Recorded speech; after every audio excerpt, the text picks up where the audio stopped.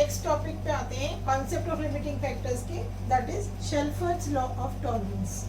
शेल्फर्ड law of tolerance was given by Shelford in 1913. Shelford ने 1913 में ये लॉ प्रपोज किया था. इनके हिसाब से इन्होंने कहा था कि ऑर्गेनिज्म जो है they can tolerate a wide range of factors to survive. They can survive in very high temperatures, for example, and they can also survive in very low temperatures. यानी एकदम ठंडे एरिया में भी ऑर्गेनिज्म पाए जाते हैं और एकदम हाई टेम्परेचर वाले एरियाज में भी ऑर्गेनिजम्स लिव करते हैं. सो मैक्सिमम और मिनिमम दोनों कंडीशंस में हम ऑर्गेनिजम्स पाए जाते हैं जो जीवित रहते हैं या जीवन यापन करते हैं. So he said कि इस मैक्सिमम और मिनिमम टॉलरेंस लिमिट के बीच में, मैक्सिमम और मिनिमम टॉलरेंस लिमिट के बीच में वे एक सीमा होती है जहां पर अबंडेंस ऑफ लाइफ होती है. मैक्सिमम एनिमल्स सरवाइव कर पाते हैं. इस बीच की लिमिट को शेल्फर्ड लॉ ऑफ टॉलरेंस यानी सहनशीलता का नियम कहा था शेल्फर्ड ने. इसके कुछ फैक्टर्स हैं या कुछ प्रिंसिपल्स हैं शेल्फर्ड लॉ के. पहला प्रिंसिपल है टॉलरेंस कैपेसिटी, जो मैं भी आपको समझा चुकी हूँ. टॉलरेंस कैपेसिटी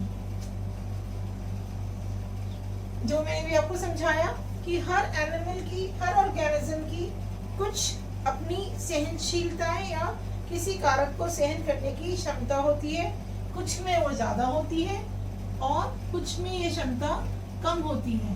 सो हर एनिमल की, हर जीव की अपनी एक क्षमता होती है किसी कारक को सहन करने की, चाहे वो टेम्परेचर हो, वाटर हो, प्रेशर हो या और अन्य कोई कारक हो. इसी तरह से कुछ ऑर्गेनिजम्स में सेकंड हम फीचर ले लेते हैं डिस्ट्रीब्यूशन पैटर्न.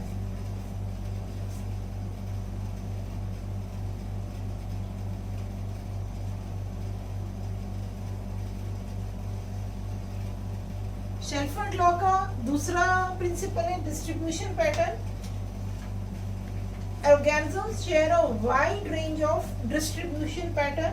कुछ तो ज्यादा वाइडली डिस्ट्रीब्यूटेड होते हैं, दूर दूर तक उन पाए जाते हैं, और कुछ एक लिमिटेड एरिया में ही पाए जाते हैं, लिमिटेड एरिया में ही डिस्ट्रीब्यूटेड रहते हैं. तो ये रेंज ऑफ डिस्ट्रीब्यूशन या डिस्ट्रीब्यूशन पैटर्न भी शेल्फर्ड लॉ ऑफ के टॉलरेंस को निर्धारित करता है.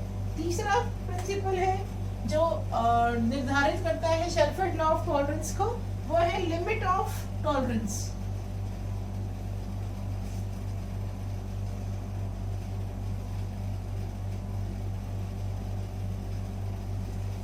Limits of tolerance.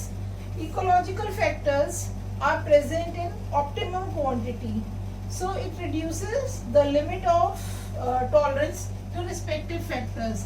तो जो एनिमल ज्यादा सेंशियल होता है, ज्यादा टॉलरेंट होता है, वो ज्यादा सरवाइव कर पाता है, और जो हम कह सकते हैं कि जो नाजुक होता है वो जल्दी से उसकी मृत्यु हो जाती है, अपने आप को सस्टेन नहीं कर पाता. तो ये लिमिट ऑफ टॉलरेंस यानी एनिमल की सहिष्णुता कितनी है, उसमें कितनी टॉलरेंस पावर है. It was different from the first factor जो मैंने आपको बताया था, टॉलरेंस कैपेसिटी. टॉलरेंस कैपेसिटी थी, फॉर एग्जांपल कोई एनिमल है जो से बैक्टीरिया है, तो बैक्टीरिया 100 से 80 डिग्रीज ऑफ टेम्परेचर में सर्वाइव कर सकते हैं, या as low as -2 to -3 degrees of temperature में सर्वाइव कर सकते हैं. That was tolerance capacity. Tolerance, limit of tolerance is सहिष्णुता कितनी है, कितना ज्यादा वाइड रेंज में वो सर्वाइव कर सकते हैं और कितनी कम रेंज में सर्वाइव कर सकते हैं. तो जिसकी जितनी ज्यादा होती है वो ज्यादा दिन तक और ज्यादा उनकी संख्या होती है. जो एनिमल्स कम सर्वाइव कर पाते हैं उनकी संख्या कम होती है. So this is Shelford law of tolerance. चौथा फैक्टर है इसी का ज्योग्राफिकल कंडीशंस.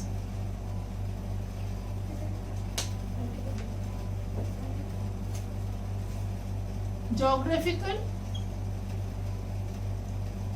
कंडीशंस, भौगोलिक परिस्थितियां. चौथा फैक्टर ज्योग्राफिकल कंडीशंस या भौगोलिक परिस्थितियां किसी भी ऑर्गेनिज्म की टॉलरेंस लिमिट उसके जोग्राफिकल एरिया और क्लाइमेट पे भी निर्भर करती है। तो ये भी एक फैक्टर है जो हमारे शेल्फर्ड लॉ ऑफ टॉलरेंस को निर्धारित करेगा। उसके बाद आता है fifth factor, that is reproductive period, प्रजनन अवस्था।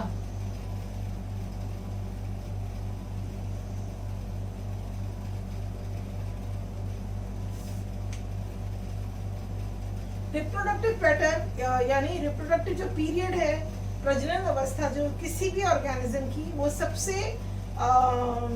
क्रिटिकल या सबसे इम्पोर्टेंट फेज होता है लाइफ का।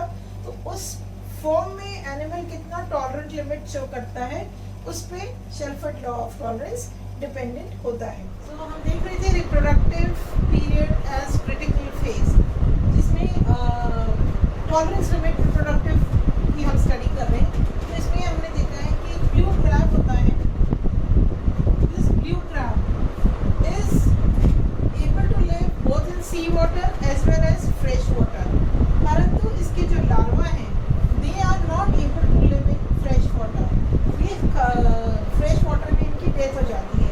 सो ब्लू क्रैब जो लार्वा एनिमल है, इसको हमेशा रिप्रोडक्शन के लिए समुद्री पानी में या सी वाटर में ही जाना पड़ेगा। If it reproduces in fresh water तो इसके लार्वा की डेथ हो जाएगी। So this is one critical factor of reproductive as a critical phase.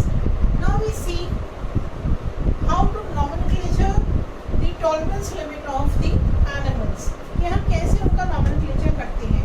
So हम किसी भी एनिमल की टॉलरेंस लिमिट को दर्शाने के लिए दो वर्ड्स यूज करते हैं, steno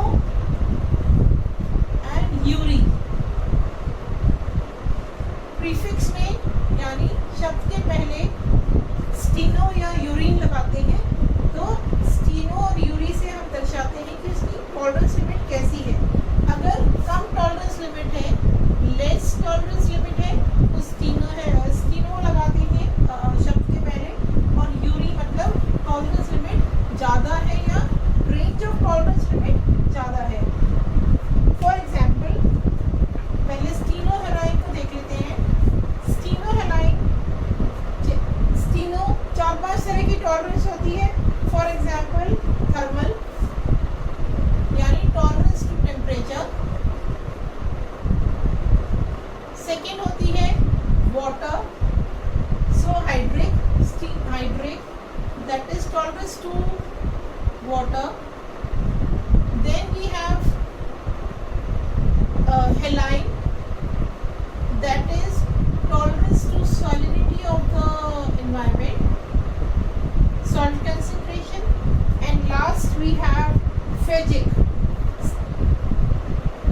that is food. So stenothermal means less temperature tolerance, stenohydric means less tolerance to the different types of waters, stenohaline means less tolerance to the salinity of the medium, stenophagic means less tolerance to a variety of food that they ingest. Similarly, अगर हम इसके पहले Yuri लगा देते हैं, तो eurythermal means more tolerance to the wider range of the temperature. Urihydric means more tolerance to a wide variety of water. Urihaline means more tolerance to wide range of salinities, and uriphagic means more wide range of food के लिए जो tolerance होती है। इसको example से समझते हैं। For example there is an animal called as brook toad. So brook toad को हम कहते हैं स्टीनोथर्मल होता है, because it can survive in the narrow range of temperature called as 0 degree to 12 degree centigrade. So brook toad is stenothermal. Similarly, another animal is there, for example frog. Frog can tolerate a temperature limit of 0 degrees to 25 degrees centigrade. So this is urihaline. So this is urihaline. So this